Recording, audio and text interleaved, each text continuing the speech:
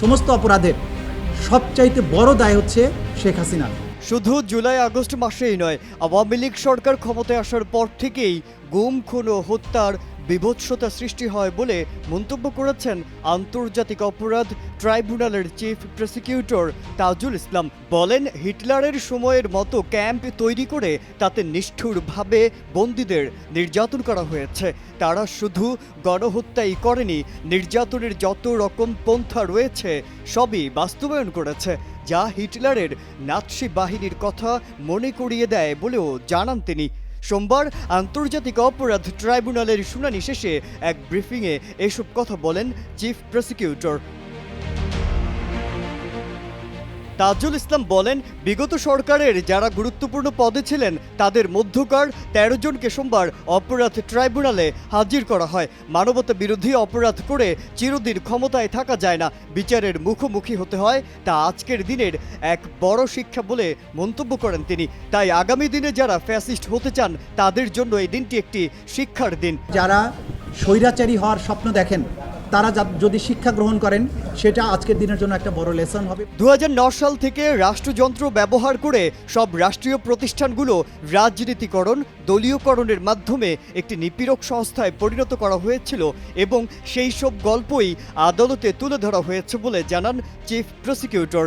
একটি পরিবারকে ক্ষমতায় রাখার উদ্দেশ্যে পিলখানা হত্যাকাণ্ড, শাপলা চত্বরে হত্যাকাণ্ড, এছাড়া নির্বাচন ব্যবস্থা ধ্বংস করে ফেলা হয়েছিল বলেও জানান তিনি।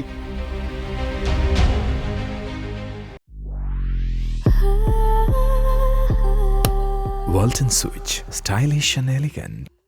সব অপরাধের প্রধান দায় শেখ হাসিনার উল্লেখ করে তাজুল ইসলাম বলেন, জুলাই অভ্যুত্থানে 56,000 বর্গমাইল জুড়ে টার্গেট ভিত্তিতে হত্যাযজ্ঞ চালানো হয়েছে। এর তদন্ত শেষ করে বিচারের উপযোগী একটি প্রতিবেদন দিতে 2 মাস সময় চাওয়া হয়েছিল। আদালত 1 মাস সময় মঞ্জুর করেছেন। আয়না ঘর নিয়ে এক প্রশ্নের জবাবে তিনি বলেন, বিগত সরকার ক্ষমতায় আসার পর থেকেই ক্যাম্পে নিয়ে গুম, খুনের ঘটনা তারা ঘটিয়েছে। দ্বিতীয় বিশ্বযুদ্ধের সময় হিটলারের নাৎসি বাহিনীর ক্যাম্পগুলোর সঙ্গে তুলনীয় ছিল বিগত সরকারের গুম, খুনের ঘটনা। তারা শুধু যে গণহত্যা করেছে শুধু তাই নয়। চিফ প্রসিকিউটর বলেন, মামলার 1 নম্বর আসামি শেখ হাসিনা ভারতে পালিয়ে আছেন। ট্রাইব্যুনাল থেকে ফরমাল আবেদন পাঠানো হয়েছে ইন্টারপোলের কাছে। রেড নোটিশের মাধ্যমে তাকে পেলে যেন গ্রেফতার করা হয়। এদিকে বৈষম্য বিরোধী ছাত্র আন্দোলন গণহত্যার অভিযোগে মানবতা বিরোধী অপরাধের এক মামলায় গ্রেফতারি পরোয়ানাভুক্ত শেখ হাসিনা সরকারের সাবেক 9 মন্ত্রী, 2 উপদেষ্টা, আপিল বিভাগের অবসরপ্রাপ্ত এক বিচারপতি ও সাবেক স্বরাষ্ট্র সচিবকে আন্তর্জাতিক অপরাধ ট্রাইব্যুনালে হাজির করা হয়। 17 অক্টোবর পৃথক 2 আবেদনে সাবেক প্রধানমন্ত্রী শেখ হাসিনা সহ সংশ্লিষ্টদের বিরুদ্ধে গ্রেফতারি পরোয়ানা জারি করা হয়। মাজহারুল আলম, কালের কণ্ঠ।